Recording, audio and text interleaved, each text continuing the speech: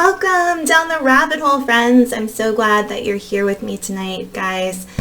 I have been so busy. I haven't been talking about it very much because who really cares, and there's no time to talk about this kind of stuff. But for those of you who follow me and have followed me long term, you probably know that I live in Malaysia for my husband's job. And of course, my husband's job has sent my husband away on assignment while I stay here in Malaysia with the kids, and at times it can be so exhausting for me. The dream of my life is I want to be a good mom.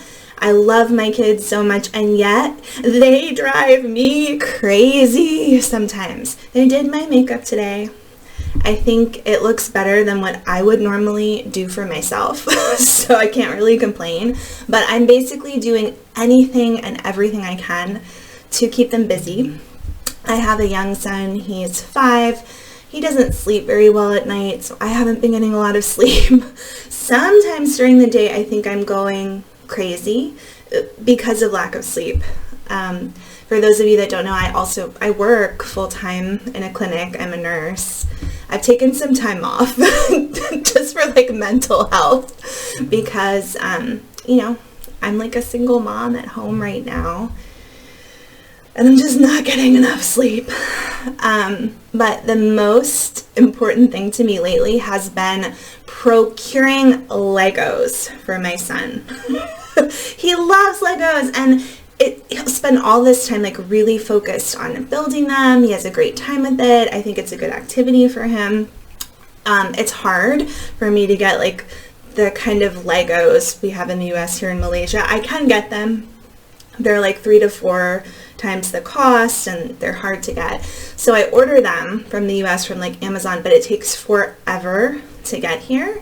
And so every day we're just waiting and hoping that mail will bring Legos for him. It is a joyous day when I get a Lego in the mail. But what kills me is if I get 2 on the same day and he sees it, and it's really hard because he's on the spectrum. It's really hard to then say we're only doing 1 today. You have to save the other one for another day. Because when he does Legos, I get to take a bath to myself for a little while. I can go take a bath. I could cook something. I could just sit down and scroll through my phone. But when he doesn't have anything to do, there's just a lot of focus on wanting me to interact with him constantly, which although I want to say I love all of that, I love my kids, and I do, it gets exhausting. It's exhausting to do it all the time. So that's where I am. I've taken a little bit of a break from Sisterwives and Sisterwives content because it was kind of beating me over the head a little bit, too much all at once, with all the kids speaking out, even though for me, when I go down a rabbit hole, I want to explore every avenue within that rabbit hole. I was grateful to hear them speaking out. I belong to their Patreons, but I kind of just wanted a break from it for a little while. I know some of you, you've expressed the same, that you're kind of tired of all the Sisterwives drama. Others of you are let's keep going, bring it on. It's something interesting to read about and listen to. Like I said, I get how all of you feel, but for me, I'm going to keep going down all these different avenues. It's I have to have this complete story, as complete as I can make it. I need to know everyone's point of view. I need to gather all of this evidence and put it on my channel so that I feel it's telling a story. I can watch a video 1 through 10 and it sort of told me a story of what's happened this year with Sisterwives. It's kind of a little bit of an obsession of mine, a creative habit that I enjoy because it's separate from all the child rearing, the moving everywhere across the world with my husband. All these things can be exhausting, and having something of my own like this channel has really helped me to feel like my own person a little bit again. So thank you so much for those who are still watching. Okay, all right, so last night I had some time to myself because my son, who hadn't slept at all for 24 hours, finally went to sleep. And you would think I would be tired enough. I even took melatonin. I couldn't get to sleep. So I was scrolling through my phone and I checked in on the TikTok account that people are just raving about having to do with Sisterwives. I hadn't looked at it for quite a while, and I couldn't believe like everything that's popped off with it lately. And I find it really interesting. Many people are saying like a lot of this information is false. Or I know Without a Crystal Ball is saying that this account is run by Jackie Overton, who was Meri's catfish. So she's like, it's all fake.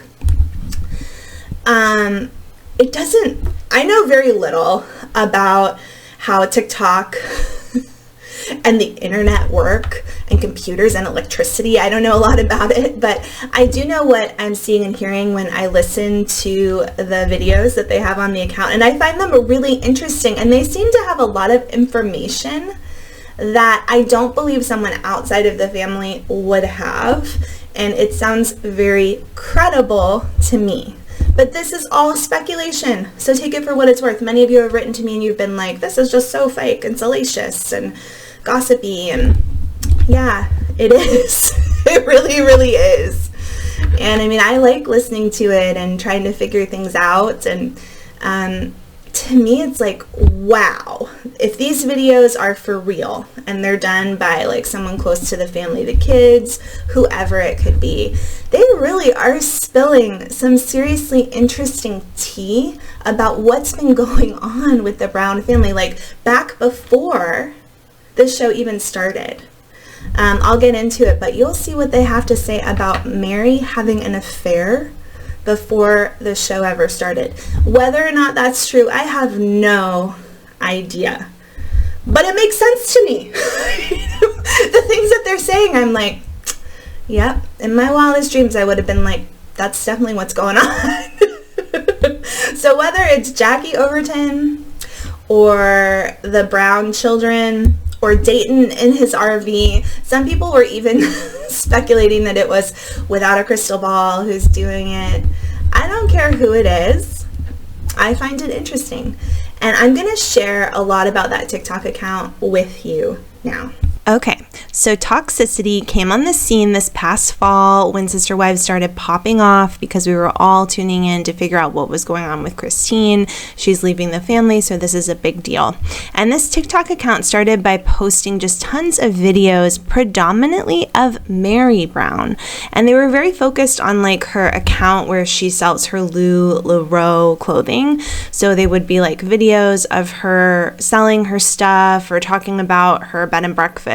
And a lot of times she'd be doing crazy stuff. People have said maybe she's like drunk in these lives, and so it's funny, and the videos are kind of making fun of that, and several of them were posted to the account. That's how it started. Then over time, specifically after Peyton Brown did his big interview with John Yates, the account started posting more in-depth videos. It became obvious that several people were being used to voice the videos. You can hear both male and female. A lot of them, to me, they sound like young people, young kids, and it just started blowing up. Like, who is this person? Who are these people who are posting all this information? It seems so real and so valid that people started to be like, is it the kids? So here's some further information. Toxicity. It's an anonymous Sisterwives account, and they claim to have insider knowledge.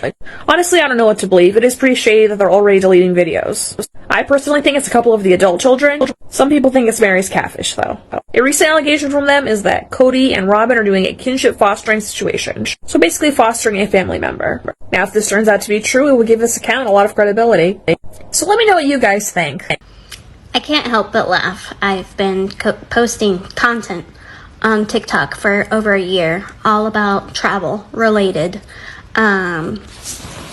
stuff, and have barely gained any traction and any likes. But this week I post about Sisterwives drama and the Toxicity account, and all of a sudden I am receiving some traction on my page, which just makes me chuckle. But I am so glad to see I'm not the only one that is basically done with Toxicity. I think that it has run its course. I think that they probably started it as something that they didn't think would get as big as it did. and now whether it is the Brown children or whether it's somebody in the Brown family or not, I think that the purpose behind it has either changed or the true motivation behind it has come out, and it has caused a lot of people to distrust the page and unfollow. Okay, so that's the old stuff that I've talked about before, but the new part of all of this is that just recently, I think it was about a week ago on a Wednesday, Toxicity, the TikTok account basically said that they were going to do a live on TikTok and answer people's questions and have just like crazy news to share about Sisterwives and their account. People got really excited. They wanted to know what was going to happen. When the live happened, it was really like confusing and even like befuddling to everyone who attended. During the TikTok live, people were able to like send in questions and comments on TikTok to the creators, but the creators were mainly like joining to kind of talk about this letter that they received, and they showed the letter, and it seemed to indicate that someone was going to try to sue them over what they were saying on TikTok. So we're going to get started here in a moment. Just want to give everybody a chance. Okay, I'm going to get going right now. Thanks everybody. Just please bear with me for right now because I'm really nervous.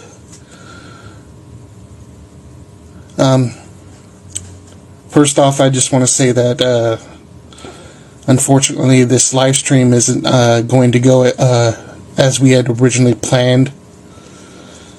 We received cease and desist letters earlier this week, so we've had to go through that. We were given 48 hours to respond to the cease and desist letters, and our lawyers are in the process of taking care of that. We had hoped that our insistence that this TikTok account was for entertainment purposes only would have prevented that from happening, but hopefully we will be able to take care of that soon.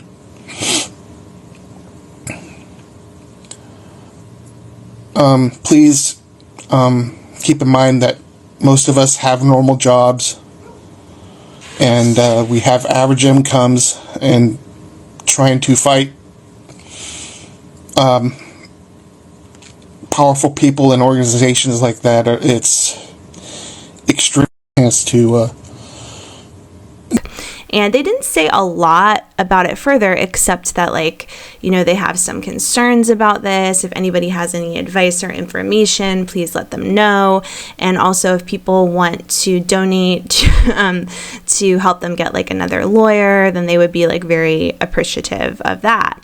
So after the live, people are like, what is going on here? Is this like a run to get money from us? These people that said they were going to give us all this information, like something odd is happening with this account. Following the live, the creator then took a bunch of the comments and questions that were posted during the live and did respond to them in videos that were not live on the account, and I think people were happy with that they did respond to some of the questions that people had. But again, there was more controversy, like what is going on here? All right, Sisterwives fans, I'm doubling down. I think the Toxicity account is Dayton, and we're going to find out for sure here in about half an hour, hopefully, maybe. It is 8:36 here in Indiana, so I'm waiting for 9 o'clock for that Toxicity thing to go crazy. But think about it. Dayton tried to leave the family, go to school in Flagstaff. Whole family ended up moving to Flagstaff because of Robyn. Now he's living in an RV on the property, and Peyton said in his interview that he's been trying to save up money to move up to Montana and buy property there, i.e. closer to his biological father, David Jessup. And Peyton hopes that she'll cut the umbilical cord or the purse strings or the apron strings or whatever euphemism. So this TikToker, Sin Stewart, she's talking about how she was waiting for the live to go off and she thought they were going to reveal who they are. But, that didn't happen. We already saw the first part of that live. A lot of people are just making so many speculations and guesses about who could be behind the account. Dayton has come up several times. I think it's so funny if it is Dayton. I think it's clear it's several people, and to me it sounds like young kids, maybe teenagers, early 20s. I'm going to play some videos for you that to me really seem to indicate that these are people who know something about the family. Maybe they're like a distant cousin or just someone who's involved in the church community, or maybe it's the children. But it just would really surprise me if they're not connected to the family in some way, and if some of this isn't very true. I would be very surprised. Just wanted to let everybody know that we have found a new lawyer. He is not going to be working pro bono, but we feel like it's really in our best interest to switch lawyers at this point.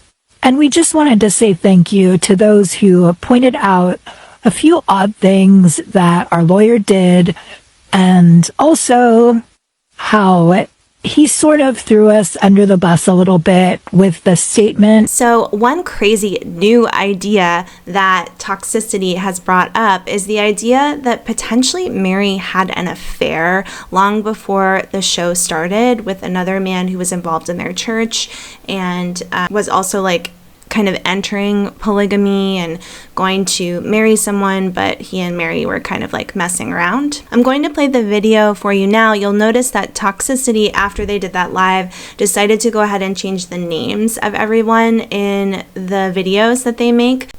But it seems pretty obvious to me who they're talking about, so check it out and see what you think. 2007, 2008. That's really when everything changed for the family. So I can't play this fully because of the music in the background, but basically the creator is saying that the Brown family started the show under false pretenses because the creator is alleging that Meri had like this kind of affair before the show ever began, and her relationship with Kody had disintegrated, and there were a lot of problems going on in the family. But once they found out that the show was a possibility, they're like, we can't show that, we can't bring that to the producers, and Toxicity is saying like, I'm gonna expose all of this. As you can see, he's like, I will be going live. I think he says on his site now, I'll be going live every Wednesday at 7 p.m. Check out the account to figure it out, because it's all it's like a puzzle, a crazy weird puzzle I'm putting together, and at the end I'm going to find out like it didn't really mean anything, but I'm still down for it. I'm going to play like another part from their last live performance on TikTok, which I also found interesting, and they're talking more about their lawyer and what should they do about potentially getting sued, which I'm like, how would, I don't know, TLC, TikTok, the Brown family know who to sue unless they know who this is? It does make me feel like it's someone that they know in their lives. Please see my client's attached statement. Thank you. And I'm going to read our statement right now, so please bear with me. First and foremost, we would like to apologize to any individuals that have been hurt by the content of our videos. This is not us retracting any statements. It's just acknowledging that we may have made some people uncomfortable with how and when we released information. We understand that information being released before you're prepared can be difficult, and we sincerely apologize for any distress that we have caused. Balancing telling our personal stories while also being sensitive to others who have been directly involved has proven difficult. Our goals for this TikTok have not changed since the beginning. Am I the only one? It just really sounds like this is one of the kids, and they're stressed out and they're struggling and they're anxious, and they just got a cease and desist probably from like one of their parents. And they were probably thinking they could make some money off of doing this, or other siblings have. And you know, these kids have, I think, been through like a lot. So, I don't know. I need to know what's going to happen with this account. I do feel bad if this is one of the kids. I feel bad for whatever they're struggling with. I kind of wonder if maybe it's more likely, I think it's something like a group of kids. I wonder if it's Janelle's kids who don't really feel comfortable coming out in the same way that Christine's kids have come out. Probably Janelle's more like, guys, don't do that. Like, we don't need to bring more attention to all of this. And they're trying to be like a little bit more secretive, but then in the end, their parents obviously know if it is them.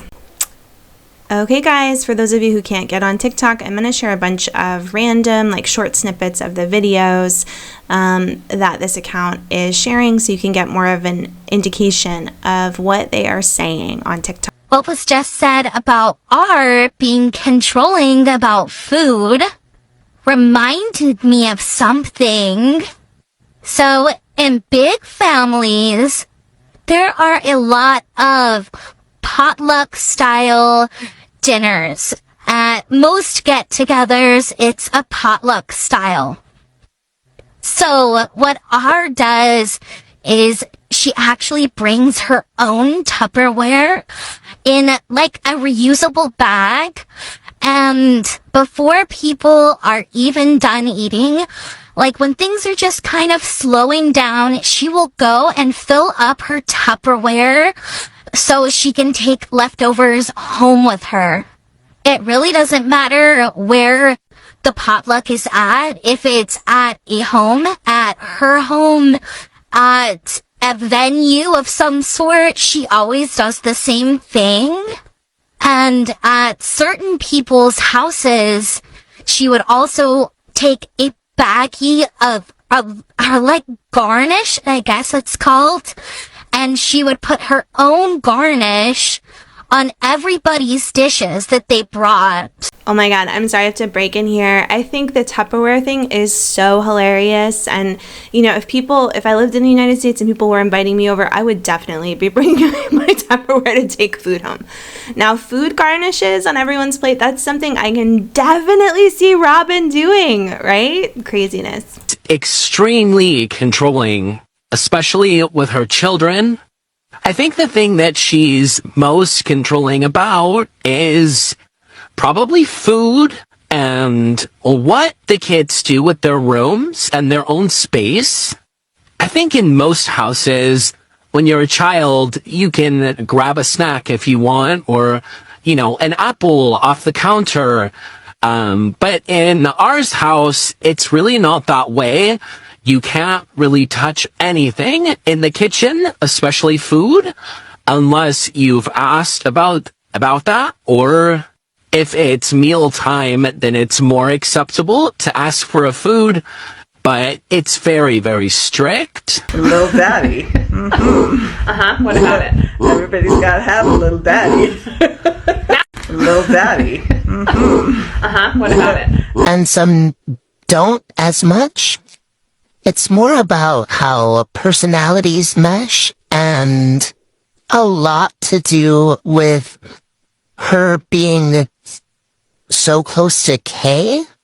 Because if the relationships with Kay are strained, then of course that's going to affect relationships with R. There was never anything that happened that was so bad with R that would make anybody hate her. And even the other adults in the whole situation don't hate her. If you feel like the photos that we've posted of M are awful, that sounds more like a you problem than an us problem. I looked at this question and, excuse my French, but F it. This is about the truth. This isn't about views or followers. We will lose viewers. We will lose followers. We will lose people. But this is about more. This is about our truth, speaking our truth. And Robyn is not a bad person. In fact, she can be lovely. She can be a lovely person. There are millions of people that hate her. They hate her. It's so clear that the account is made up of different creators who have very differing opinions on each wife. You can see like it will alternate between kind of like making fun of Robyn or just having some negative things to say about her, and then kind of flip-flopping and being like, there's nothing really all that bad that's happened with Robyn. So you get different perspectives. Once again, I'm thinking this is like several kids kind of coming together to talk about their feelings. I feel like people's personal health situations are not something that we should discuss on this TikTok. And also people's looks, that's just not really appropriate and not something that we're willing to do. I can actually tell you exactly. She has seen Kay 2 times since what everyone saw on television. Of course they do. I think some are justified, and some are just really mean, and some just don't even make sense. We really don't feel comfortable talking about that. We feel like that's her story to tell. Yeah. I think we all think that that should not have been filmed. That was not appropriate. It's just another good example of why you shouldn't put children on television. This is a really hard question to answer because yes and no. She goes through times where she likes to be going and going all the time. Mostly outside of the home. She likes to go places and she will take children with her. But when it comes to cooking or like kind of maintenance cleaning, I guess you could say, she's kind of not great about that. But she does organize a lot. She's always organizing. Yes, she has. Before joining the family, she was working as, I don't know the name for it, but she would go into people's homes, elderly people, like kind of like a health aide, but not like a nurse. In my opinion, the rumors about them looking for a wife in another country are completely false. I wouldn't say that they're actively looking, but I wouldn't say... One of us may have enjoyed a glass of wine, but shh, don't tell anybody. We've made some decisions for this TikTok account. Lots of people have told us that the cease and desist is not something to be that concerned about, but we're not even going to go there. We are just going to share publicly available information, and like we said in the live, whatever you decide to infer from that information is your prerogative. Definitely with M. Not so much with K. We'll call this toxicity theories number 1. And this is also one of my top theories. Tony is definitely, in my opinion, one of the people behind this account. So I took the screenshot earlier, and it says, "Bravo, Tony." And then I conversed in Spanish. Nothing is very solid about this, however, one of the voices does sound a lot like Tony. I think there's about 3 people, but he's one of them. Or deny anything at this point. What I will say is that there are several of us, and we have varying degrees of knowledge and personal experience, and most of us come from different perspectives. I will say that it's not what people think, and we have broader knowledge. All of our identities will be revealed. Who? Could it be? Number 2, Kristen Decker, who is Christine's aunt. However, by her own admission, she has not been in contact with Christine for a very long time. I don't put a lot of stock in this theory, because Kristen Decker has done interviews and she's written a book. She's never shied away from calling out the harms of polygamy. So why hide her face now? And because they have not been close in so much time, I wonder how much information she does have, you know? Toxicity. Okay, my subscribers, my friends, what do you guys think about all of this? Is anyone as obsessed as I am? It's like a little bit of a puzzle. I understand some people are tired of it. I've been there at times as well. But this account has really just really spiked my interest again. Thank you so much for joining me down the rabbit hole tonight. I hope you guys, wherever you are, I hope you're having a great night, and I will see you again soon.